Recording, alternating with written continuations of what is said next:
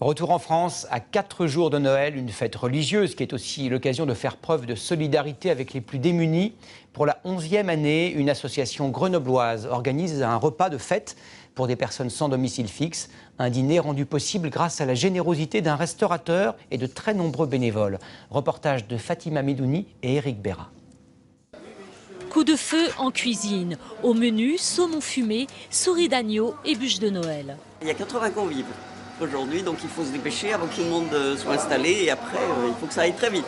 Parmi les invités, des jeunes, des familles, des retraités aussi, pour un repas très attendu. Quand on va chercher à manger le resto du cœur, on se laisse un peu aller.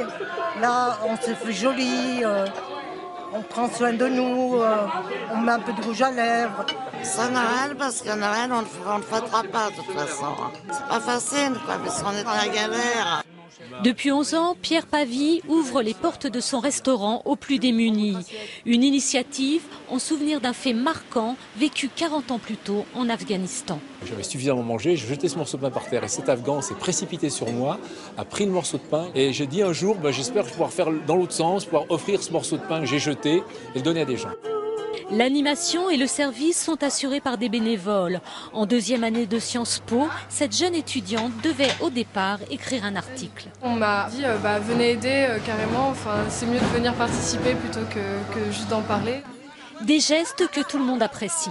Les bénévoles sont très courageux de leur part de venir parce qu'il y en a qui sont quand même assez âgés. On remercie vraiment toutes les personnes qui se bougent justement pour les personnes qui sont en grande précarité. Avec ce repas de Noël, loin de la rue et des foyers d'accueil, tous ont le sentiment d'avoir retrouvé un semblant de vie sociale.